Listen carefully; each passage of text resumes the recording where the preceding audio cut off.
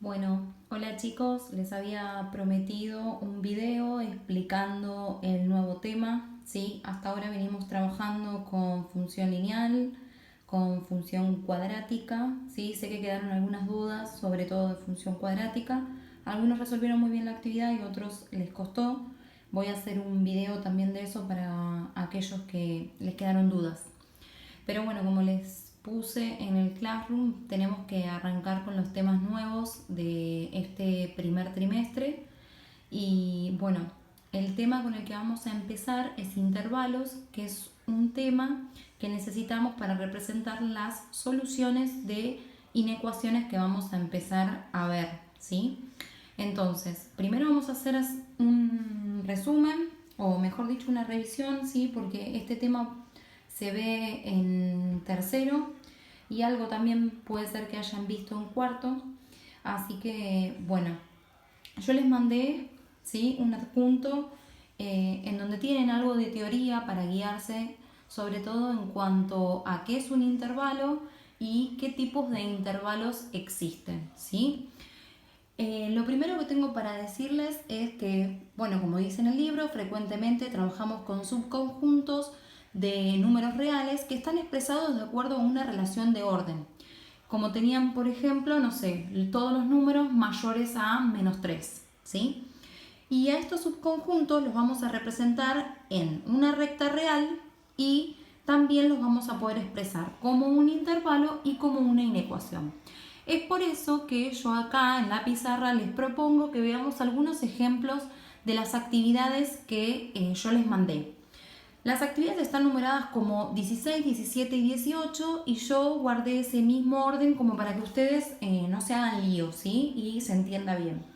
En la actividad 16 justamente lo que tienen es, el ejemplo 1 dice, tienen que representar lo que les está enunciando ahí, todos los números mayores e iguales a 3 y menores que 7, y lo van a tener que representar de tres formas. Primero, en la recta real, después como un intervalo y después como una inecuación, ¿sí? Son tres formas distintas que ustedes van a poder expresar un intervalo. Entonces, lo que tienen que primero recordar es que tienen que utilizar una recta, ¿sí? Fíjense que yo ahí la hice. Lo primero que hago en la recta es marcar el 0 en el medio y luego voy a poner los números que están interviniendo en ese enunciado, es decir, el 3 y el 7. Luego voy a utilizar paréntesis o corchete de acuerdo a los signos que tenga. Cuando tengo mayor o igual voy a utilizar los paréntesis. Ahora cuando tengo mayor igual o menor igual voy a usar corchetes. ¿En qué diferencian paréntesis y corchetes? Los paréntesis hacen que los intervalos sean abiertos y los corchetes cerrados.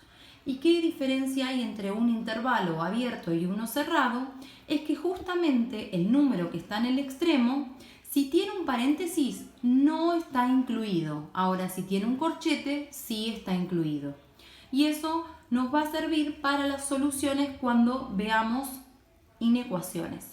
Entonces, ustedes lo primero que van a hacer es colocar el 0, el 3, el 7, que son los números que intervienen, y fíjense lo que hice. Si dice los mayores e iguales a 3, voy a utilizar un corchete, porque dice mayor igual. Y voy a pintar con un color para dónde están los números mayores e iguales a 3. Obviamente van a estar para la derecha. Fíjense que yo hice unas líneas para allá. Luego me voy a parar en 7 y me dice que tengo que marcar los menores.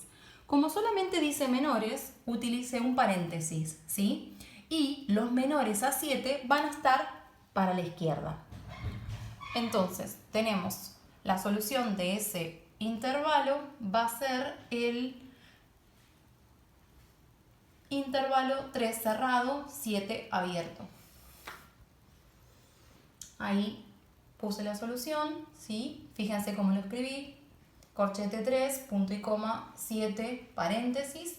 Y eso lleva una clasificación que es un intervalo semiabierto, ¿sí? ¿Por qué se dice que es semiabierto? Porque tiene uno cerrado con el corchete y el otro abierto. ¿sí? La clasificación ustedes acuérdense que las tienen en ese apunte que yo les mandé, ¿sí? Y como inecuación lo voy a representar de esta manera. Fíjense, esto se lee todos los números que van a estar comprendidos entre 3 y 7, ¿sí? Y ahí a mí lo que me faltó, que le tengo que agregar, es que el 3 tiene que tener una rayita abajo, ¿sí? Porque era mayor o igual, ¿sí? Bien, vamos a ver otro ejemplo. El ejemplo número 2 tenemos que marcar todos los números mayores que menos 1.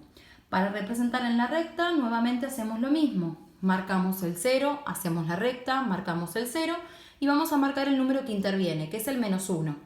Y luego vamos a preguntarnos, ¿para dónde van a estar los mayores a menos 1? Siempre los mayores van a estar para la derecha. Y como dice mayores, fíjense que lo que utilicé fue un paréntesis. Entonces, cuando tenga que escribir el intervalo, vuelvo a la recta. ¿Qué dice? Paréntesis menos 1. ¿Y hasta dónde es ese intervalo? ¿Termina? No. Entonces, voy a colocar más infinitos. Y luego un paréntesis. La clasificación de ese intervalo es un intervalo infinito, ¿sí? Porque no termina nunca. Y la inecuación que van a utilizar es muy simple. X mayor que menos 1, ¿sí? Bien, espero que haya quedado bien claro el punto 16. Vamos con la actividad 17. Lo que yo les propongo en la actividad 17 tienen algunos números en esta columna, ¿sí? Que ahí yo puse como ejemplo el menos 1 y el raíz cuadrada de 2. Y lo que tienen que hacer es unir con flecha cada uno de esos números con un intervalo al que pertenezcan. Vamos a ver, menos un medio. Menos un medio, ¿sí? Es menos 0,5. Entonces, yo voy a mirar los dos intervalos y voy a decir, ¿dónde está el menos 0,5?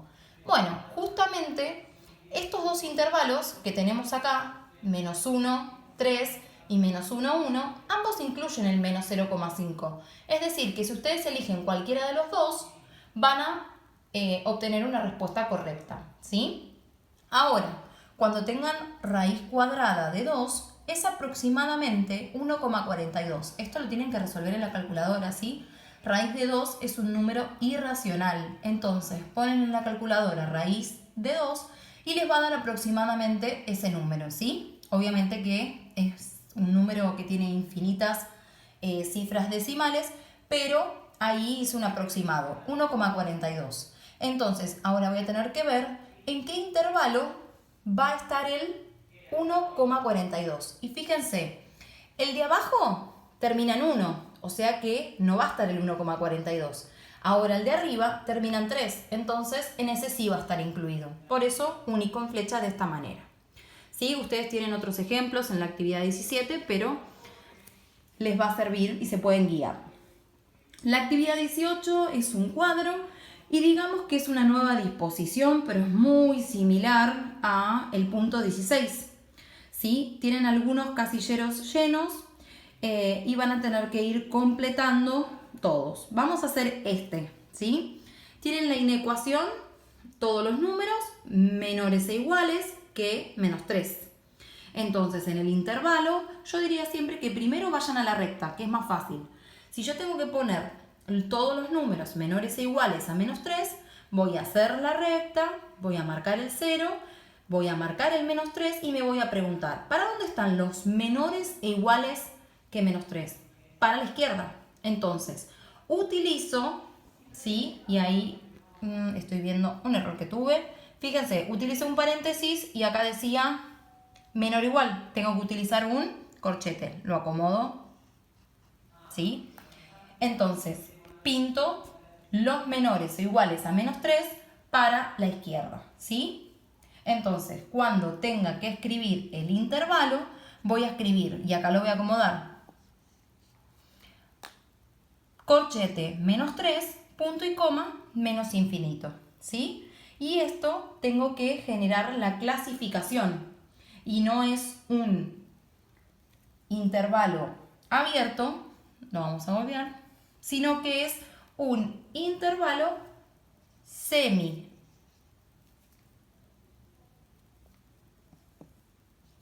abierto. Bien, semiabierto pueden poner también infinito, ¿sí? Acá tenemos en la segunda parte todos los números comprendidos entre -1 y 2,5, ¿sí? Entonces, cuando lo escribo como intervalo, fíjense, como acá había un menor o igual, voy a usar un corchete. En este caso utilizo un paréntesis, ¿sí? Es un intervalo semicerrado y fíjense que en la recta lo que hice es lo que veníamos haciendo.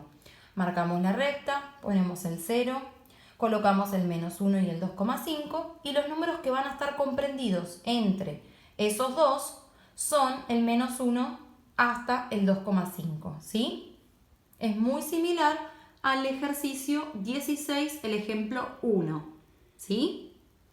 Bueno chicos, espero que les sirva esta explicación. Sé que es un poco informal, pero bueno, la idea es que reciban alguna explicación como para que les sea más fácil realizar los ejercicios. Como siempre les digo, estamos en contacto por el Classroom y pueden hacer todas las consultas necesarias y particulares que tengan. Les mando un beso.